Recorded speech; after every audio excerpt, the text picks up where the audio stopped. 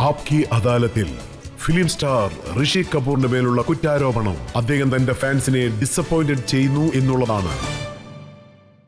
ഋഷി ഒരു romantic hero ആയിട്ട് ജനങ്ങൾ താങ്കളെ വളരെയധികം സ്നേഹിച്ചിരുന്നു. 25 വർഷമായിട്ട് നോൺ സ്റ്റോപ്പായിട്ടാണ് ജനങ്ങൾ സ്നേഹിച്ചത്. ഒരു 4-5 വർഷം കൂടി ഇങ്ങനെ കണ്ടിന്യൂ ചെയ്യുമെന്ന് ജനങ്ങൾ ആഗ്രഹിച്ച സമയത്ത് താങ്കൾ പെട്ടെന്ന് സ്റ്റോപ്പ് ചെയ്തു. എന്ത് ചെയ്യാനാ, ഈ ശരീരം എൻ്റെ ഒപ്പം അങ്ങനെ വന്നു.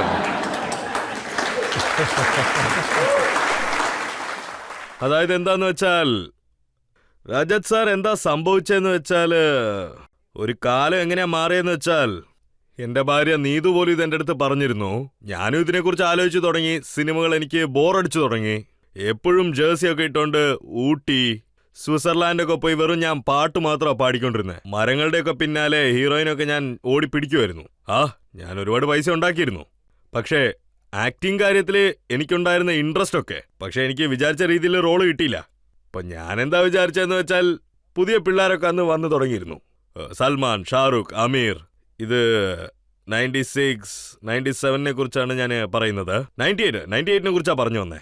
അപ്പൊ എന്താ ഞാൻ വിചാരിച്ചതെന്ന് വെച്ചാൽ, വോളണ്ടിയർലി ഞാൻ ഈ കരിയർ അങ്ങോട്ട് അവസാനിപ്പിച്ചേക്കാം. കണ്ടിന്യൂ ആയിട്ട് 25 വർഷത്തോളം പണിയെടുക്കുന്നത്. 73 തൊട്ട് 98 വരെ. 98ലാണ് കാറോബാർ സിനിമ വന്നത്. അതായത് അതുവരെ പണിയെടുക്കുന്നത് ഒരു വലിയ ഇന്നിങ്സ് തന്നെയായിരുന്നു. ഇതുപോലെ കുറച്ച് ആൾക്കാർ മാത്രമേ അവിടുത്തെ സ്ഥലത്ത് എത്തിപ്പെട്ടിട്ടുള്ളൂ. ആഹാരത്തിലും കുടിക്കുന്ന കാര്യത്തിലും ഒക്കെ വളരെ കോൺസെൻട്രേറ്റ് ചെയ്തതിന് ശേഷമാണ് ഡയറക്ടേഴ്സും പ്രൊഡ്യൂസേഴ്സും താങ്കൾക്ക് ജോലി നൽകുന്നത് നിർത്തിയത്. അത് സത്യമാണ്. എന്താന്ന് വെച്ചാല്, ഞങ്ങളുടെ ഈ കപൂർ കുടുംബത്തിലൊരു ഒരു ഒരു ദോഷമെന്ന് തന്നെ പറയാം. ഈ ഭക്ഷണത്തിന്റെ കാര്യത്തില് എന്നെയും എന്റെ ശരീരത്തെയും ശ്രദ്ധിക്കുന്നത് ഞാൻ അങ്ങോട്ട് വിട്ടുപോയി. പിന്നെ 99 തൊട്ട് ഞാൻ ഇന്നുവരെ ക്യാരക്ടർ റോൾസ് ആണ് ചെയ്തുകൊണ്ടിരിക്കുന്നത്. ഇതുവരെ അഭിനയിക്കാനുള്ള ഒരു ചാൻസ് കിട്ടുന്നുണ്ട് എനിക്ക്. ഇതുവരെ എനിക്ക് സന്തോഷം തന്നെയാണ്. ഞാൻ ഒരുപാട് റോൾ അഭിനയിക്കുന്നുണ്ട്. അതൊക്കെ എനിക്ക് ഒരുപാട് ഇഷ്ടവുമാണ്. അതുപോലെ എന്റെ പണി നിങ്ങൾക്ക് ഇഷ്ടപ്പെട്ടു എന്നാണ് ഞാൻ വിചാരിക്കുന്നത്. പക്ഷേ ഋഷി സർ, ബോബി എന്നുള്ള ആദ്യത്തെ പടം തന്നെ താങ്കൾക്ക് വലിയൊരു സൂപ്പർ ഹിറ്റ് ആയിരുന്നു. പക്ഷെ താങ്കൾ അങ്ങനെ തന്നെ ഫോളോ ചെയ്യാമായിരുന്നില്ലേ? ഞാൻ ആ കൊടുങ്കാറ്റിനൊപ്പം പോരാട്ടമായിരുന്നു. ആ പോരാട്ടം നിങ്ങൾ നോക്കുവാണെങ്കിൽ അതൊരു ആക്ഷൻ ലോഗോ ആയിരുന്നു. ശരിക്കും പറയണേൽ ആ കൊടുങ്കാറ്റിന്റെ പേരായിരുന്നു അമിതാഭ് ബച്ചൻ. അത് അമിതാഭ് ബച്ചന്റെ കാലമായിരുന്നു. അമിതാഭ് ബച്ചനെ പോലത്തെ ആംഗ്രിമെന്റെ കാലമായിരുന്നു അതൊക്കെ. ഹീറോസൊക്കെ തോക്കെടുത്തോണ്ട് വീരം പോലെ അങ്ങോട്ട് പൊയ്ക്കൊണ്ട് വാളും വെച്ചോണ്ട് ബാനറിൽ നിൽക്കും. പക്ഷെ ഞാനാണെങ്കിൽ ഗിറ്റാറും പിടിച്ചോണ്ട് ഒരു മാറി ഇങ്ങനെ നിൽക്കും.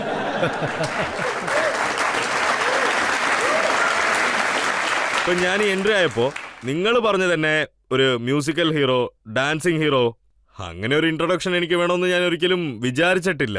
എന്റെ ആഗ്രഹം, ഞാൻ ഒരു ഇൻട്രൊഡക്ഷൻ തരുമ്പോൾ ഞാനൊരു നല്ല ആർട്ടിസ്റ്റാന്ന് പറയണമെന്നായിരുന്നു. കാരണം എന്റെ ഒരു ആഗ്രഹം എന്താന്ന് വെച്ചാൽ, നിങ്ങളെ സന്തുഷ്ടരാക്കണം, നിങ്ങളുടെ ഹൃദയത്തിൽ സ്ഥാനം നേടണം ഒരു നല്ല ആർട്ടിസ്റ്റായിട്ട്. എന്തുകൊണ്ടാണ് ഇങ്ങനൊരു ഇൻട്രൊഡക്ഷൻ വരാൻ കാരണം എന്ന് വെച്ചാൽ, ബോബിയിൽ താങ്കൾ ഒരു റൊമാൻറ്റിക് ഹീറോ ആയിരുന്നു. സാർ, ബോബി കഴിഞ്ഞിട്ട് ഇപ്പൊ ഏകദേശം ഒരു 44 വർഷമായി. ഇതെന്താ ഇന്നലെ നടന്ന കാര്യമാണോ? അന്നൊക്കെ ഞാൻ കൊച്ചു പയ്യനല്ലേ. അന്ന് എനിക്കൊരു 20-21 വയസ്സുണ്ടാവും. എന്റെ വളരെ യങ് സ്റ്റേജിലായിരുന്നു അത്. അതിനുശേഷവും താങ്കൾ അഭിനയിച്ച എല്ലാ സിനിമകളും സൂപ്പർ ഹിറ്റ് ആയിരുന്നു. എല്ലാം റൊമാൻറ്റിക് മൂവീസ് ആയിരുന്നു. 23 ഹീറോയിൻസിനൊപ്പമാണ് താങ്കൾ അഭിനയിച്ചത്.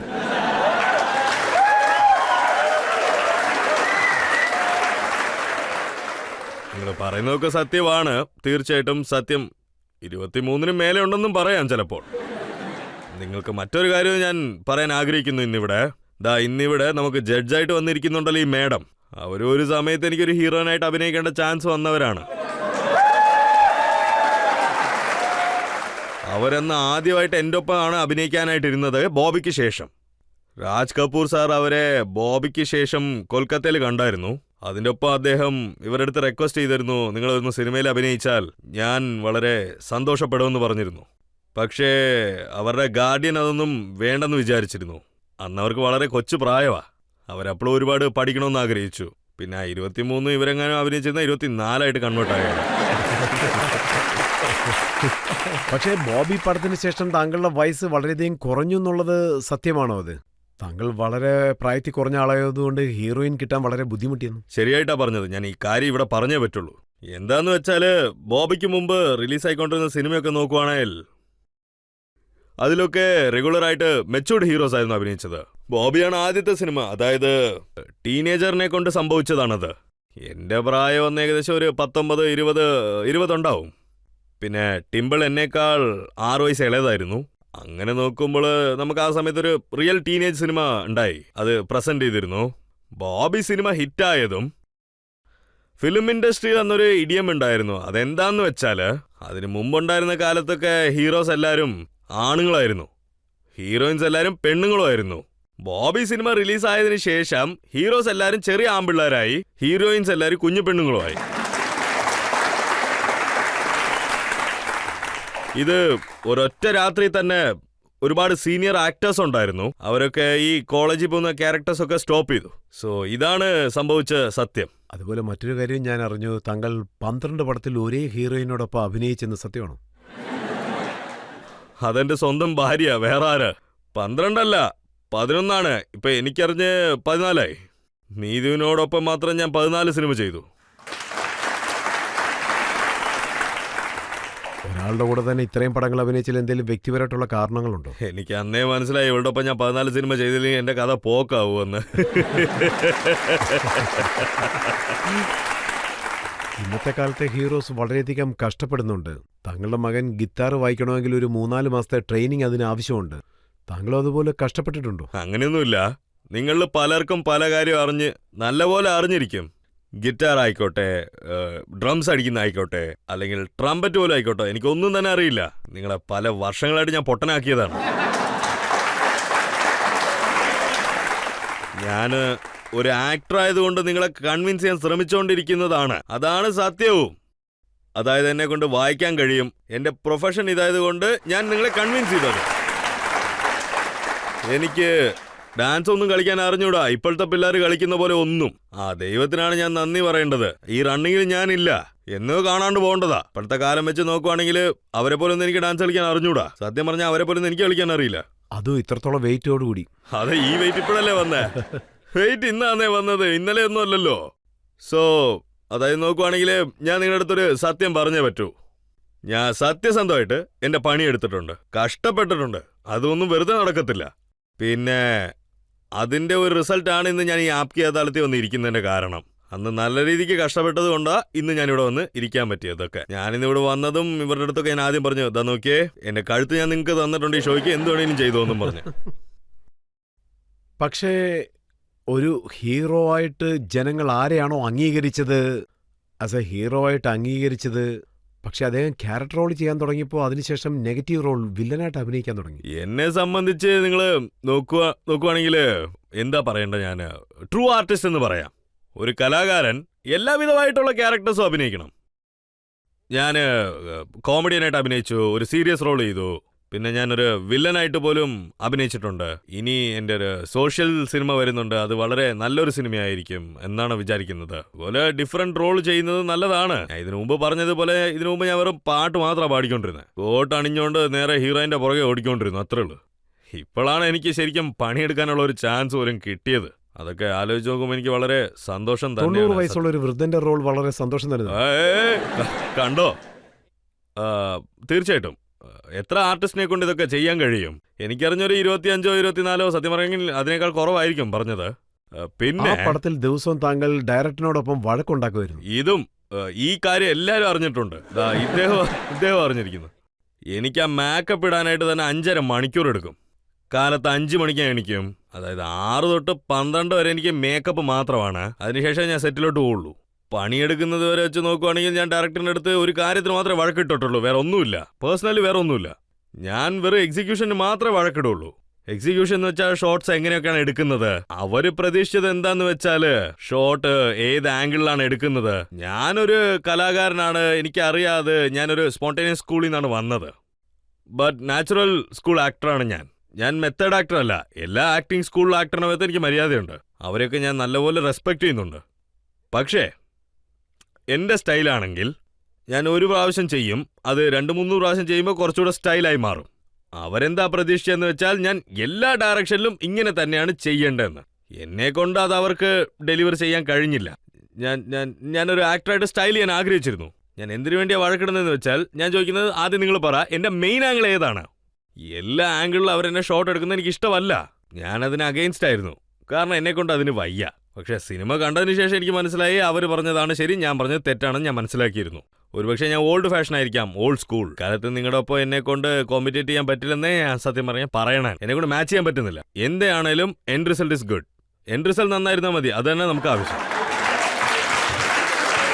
അത്രത്തോളം ഒരു ലോങ് ജേർണിയിൽ താങ്കൾ തുടക്കകാലത്ത് വേണ്ടാന്ന് പറഞ്ഞ് ഉപേക്ഷിച്ച ഏതെങ്കിലും ക്യാരക്ടർ പിന്നീട് നന്നായിരുന്നേന്? ഒരുപാടുണ്ടല്ലോ. ഒരു പടം മിഥുൻ ചക്രവർത്തിക്ക് വലിയൊരു ഹിറ്റായിട്ട് മാറി. അതെ അതെ, ആ സിനിമയുടെ പേരെന്തായിരുന്നു? അതെന്തായിരുന്നു? പ്യാർ ചുപ്തനായി. ആ സിനിമയുടെ പ്രൊഡ്യൂസർ ആയിരുന്നു ബുക്കാഡിയ സാർ. അദ്ദേഹം ആദ്യം നീതുവിനോടൊപ്പമായിരുന്നു ആ സിനിമ സ്റ്റാർട്ട് ചെയ്തത്. അദ്ദേഹം ആദ്യം എൻ്റെ അടുത്ത് ഒരുപാട് റിക്വസ്റ്റ് ചെയ്തിരുന്നു. ആ സിനിമയിൽ ഞാൻ അഭിനയിക്കണമെന്ന് അദ്ദേഹം ഒരുപാട് പ്രതീക്ഷിച്ചു. പക്ഷെ ഞാൻ എന്തുകൊണ്ടാ ചെയ്യാത്തെന്ന് വെച്ചാൽ സമാനേക്കോ ദിക്കാനെ ഡയറക്ടർ നാസർ ഹുസൈൻ ആ സിനിമയിൽ ഞാൻ അഭിനയിച്ചുകൊണ്ടിരുന്നു. ആ സിനിമയിൽ ഞാൻ നാസർ സാറിന്റെ ടിപ്പിക്കൽ ഹീറോ ആയിരുന്നു. അതായത് വൈറ്റ് ഷൂ, ഷോൾഡറിൽ ഗിറ്റാർ, ടിപ്പിക്കൽ ഇമേജ് ഉണ്ടായിരുന്നു. പിന്നെ പ്യാർ ചുക്താനായില് എന്റെ റോള് വന്ന് ഒരു 4 വയസ്സ് കുഞ്ഞിന്റെ അച്ഛനായിട്ട്. അപ്പൊ ഞാൻ എന്താ വിചാരിച്ചെന്ന് വെച്ചാൽ അതെന്റെ ബുദ്ധി അത്രയൊക്കെ ഉണ്ടായിരുന്നുള്ളൂ. പിന്നെ അച്ഛന്റെ റോൾ ചെയ്താൽ എന്റെ ഇമേജ് സ്പോയിൽ ആയേക്കൊന്നും, ആ ഇമേജ് കളയാൻ പാടില്ലെന്ന് തന്നെ ഞാനത് ചെയ്യരുന്ന് തന്നെ വിചാരിച്ചേ. പിന്നെ ആ സിനിമ ഒരു സൂപ്പർ ഹിറ്റായി. ഒരു ചെറിയ കാര്യത്തിന് വേണ്ടി ഞാൻ ആ സിനിമ വേണ്ടെന്ന് വെച്ചായിരുന്നു. അത് കുഴപ്പമില്ല, that's okay, that's A good luck. സിനിമയിൽ ഇതൊക്കെ സ്വാഭാവികം, ഇതൊക്കെ എല്ലാവർക്കും സംഭവിക്കും. അംജദ് ഖാന് സംഭവിച്ചു, അതുകൊണ്ടാണ് സോളോ സിനിമ കിട്ടിയത്. ആദ്യം ഡാനിക്ക് സംഭവിച്ചു, പിന്നെ പ്രേംനാഥിന് സംഭവിച്ചു, അതിനുശേഷം സീറോ ഡോൺ അംജിത്തിന്. ഞങ്ങളുടെ ഇൻഡസ്ട്രിയിൽ ഇതൊക്കെ സംഭവിക്കുന്നത് സ്വാഭാവിക. അതായത് പറയുമല്ലോ, miss the bus get the bus, ഇങ്ങനെയൊക്കെ. പക്ഷെ താങ്കൾക്ക് വളരെ വലിയൊരു ബസ് രാജ് കപൂർ സാർ നൽകിയല്ലേ? അതായത് രാജ് കപൂർ സാർ എൻ്റെ ഒരു ഫാദർ മാത്രമല്ല, എൻ്റെ ഒരു ഗുരുവാണ്. എൻ്റെ ഇത്രയും വളർച്ചയ്ക്ക് കാരണം എൻ്റെ ഗുരുവാണ് എൻ്റെ അച്ഛൻ. അദ്ദേഹം എന്നെ വെച്ച് 3 സിനിമ എടുത്തു. മേരെ നാം ജോക്കർ, ബോബി, പിന്നെ പ്രേം റോഗ്. 3 സിനിമയുടെയും ഇമ്പോർട്ടൻസ് അദ്ദേഹം ഉള്ള സമയത്ത് എനിക്ക് മനസ്സിലായിരുന്നു നല്ലപോലെ, ഉറപ്പായിട്ടും. അതുകൊണ്ട് ഞാൻ എൻ്റെ അച്ഛന് ഒരുപാട് നന്ദി പറയുവാണ് ഈ വേദിയിൽ.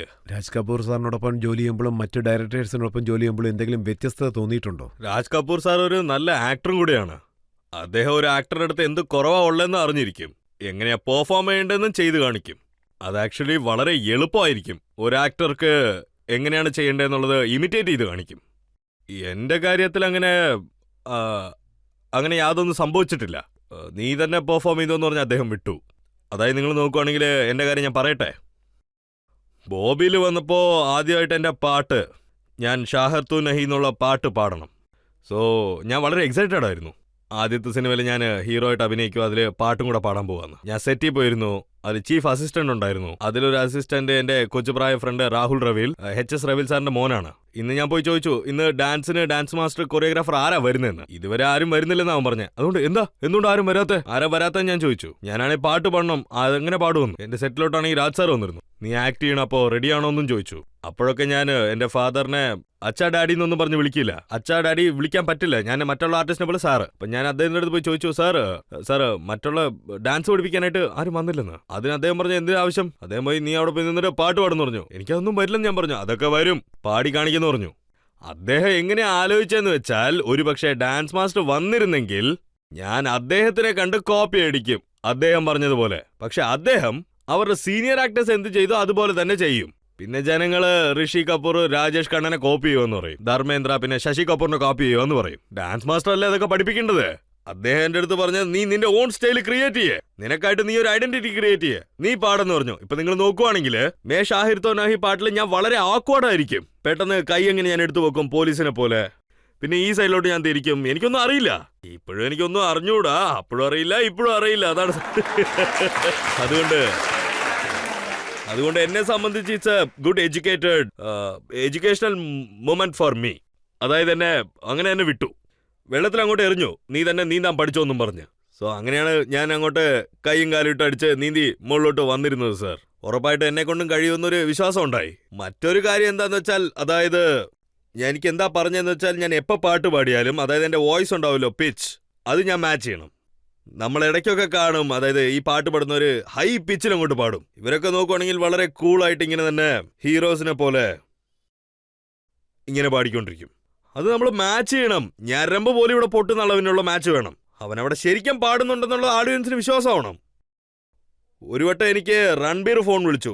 അവൻ ഒരു വട്ടം എൻ്റെ അടുത്ത് ചോദിച്ചിരുന്നു, അതെന്താന്ന് വെച്ചാൽ, നിങ്ങൾ എന്തെങ്കിലും ഒരു ടിപ്പ് തരാൻ പറ്റുമോ, എനിക്ക് പാട്ട് പാടാൻ വളരെ കഷ്ടമാണെന്നും പറഞ്ഞ്. ഐ സെഡ്, നീ രാജ് കപൂറിന്റെ കൊച്ചുമോനാടാ, ഋഷി കപൂറിന്റെ മോനായിക്കൊണ്ട് എൻ്റെ അടുത്ത് ചോദിക്കുക. അപ്പോൾ അവൻ എനിക്ക് വരില്ലെന്ന് പറഞ്ഞപ്പോൾ ഞാൻ അവൻ്റെ അടുത്ത് പറഞ്ഞു, എടാ നീ നേരെ ഹൈ പിച്ച് പാട്, നിന്റെ അടുത്തുള്ള ഹീറോയിൻ നിന്റെ അടുത്ത് വഴക്ക് പറയുന്ന രീതിക്ക് നീ പാട്, ഇവൻ എന്തിനാ ആവശ്യമില്ലാതെ സൗണ്ട് എടുക്കുന്നതെന്നുള്ള രീതിക്ക്. എൻ്റെ കാര്യത്തിൽ ഇടയ്ക്കിടയ്ക്ക് എപ്പോഴും ഇങ്ങനെ തന്നെയായിരുന്നു. എൻ്റെ കൂടെ അഭിനയിച്ച ഹീറോയിൻസ് എല്ലാവരും ദൈവം ഇങ്ങനെ വൃത്തിയായിട്ട കാളരാകാൻ പാടല്ലേ എന്നാ പറയുള്ളൂ. പക്ഷേ ഓഡിയൻസ് ഞാൻ പാടുന്നതാണോ കേൾക്കാൻ പോകുന്നത്? കിഷോർ കുമാർ പാടുന്നല്ലേ വിചാരിക്കുള്ളൂ, റഫി സാർ പാടുന്നേ കേൾക്കുള്ളൂ. അതുകൊണ്ട് സാർ ഞാൻ അതും ആഗ്രഹിച്ചു. ഇപ്പൊ ഞാൻ നിങ്ങളുടെ അടുത്ത് നേരത്തെ ഒരു എക്സാം പറഞ്ഞതുപോലെ ഗിറ്റാർ തബല വായിക്കുന്നത്, അതുപോലെ ഞാൻ ഹൈ പിച്ച് പാടുന്ന സമയത്ത് ജനങ്ങൾ ഇവൻ തന്നെയാ പാടുന്നതെന്ന് അങ്ങോട്ട് വിചാരിച്ചോളൂ. ചില സമയം നോക്കുവാണെങ്കിൽ ആരെങ്കിലും അവിടെ പിയാനോയിൽ ഇരിക്കും, ഏതോ നമ്മുടെ മേത്ത് അവര് പാവപ്പെട്ട പറയുന്നെന്നുള്ളത് വിചാരിച്ചോളൂ. ചിലരിങ്ങനെ ഗിറ്റാറും പിടിച്ചോണ്ട് അനങ്ങാണ്ട് അങ്ങനെ ഇരിക്കും, ഗിറ്റാർ വായിക്കുന്നത് പോലെ ഒന്നും തന്നെ അവർ ചെയ്യില്ല. അപ്പോ എന്റെ മനസ്സിൽ വെൻ ഐ വാസ് കിഡ് അപ്പോഴൊക്കെ ഞാൻ നോക്കും, എന്താണത് ഗിറ്റാർ കയ്യിലിരിപ്പുണ്ട് പക്ഷെ വായിക്കുന്നില്ലല്ലോ. പക്ഷെ അന്ന് ഞാൻ തീരുമാനിച്ചു, എന്ന് ഞാൻ സിനിമയിൽ അഭിനയിച്ചാലും ഈ തെറ്റ് ഞാൻ ഒരിക്കലും ചെയ്യില്ല. ശരിക്കും അത് വായിക്കുന്ന രീതിക്ക് തന്നെ ഉണ്ടാവണമെന്നാണ് ഞാൻ വിചാരിക്കുന്നത്. ചില സമയം ഞാൻ ഷോയ്ക്ക് പോകുന്ന സമയത്ത് എന്നോട് അവർ ഗിറ്റാർ വായിക്കാൻ പറയും, ഞാൻ വായിക്കാൻ അറിയില്ലെന്ന് പറയും. എന്താ സാർ ഞാൻ കണ്ടിട്ടുള്ളത് നിങ്ങൾ വായിക്കുന്നതൊക്കെയാണ്. അപ്പൊ ഞാൻ പറഞ്ഞത് എന്റെ പൊന്നുമോനെ എനിക്ക് അറിഞ്ഞൂടെ എന്നെ വിട്ടേക്കുന്നത്. സോ ഇതുപോലത്തെ ചെറിയ ചെറിയ കാര്യങ്ങൾ ഞാൻ പഠിച്ചെടുത്തു. എനിക്ക് അറിഞ്ഞ കാര്യങ്ങൾ ഞാൻ നിങ്ങൾക്ക് വേണ്ടി നൽകിയിട്ടുണ്ട്, അത് നിങ്ങൾ ഏറ്റെടുത്തിട്ടുണ്ട്. വളരെ നന്ദി.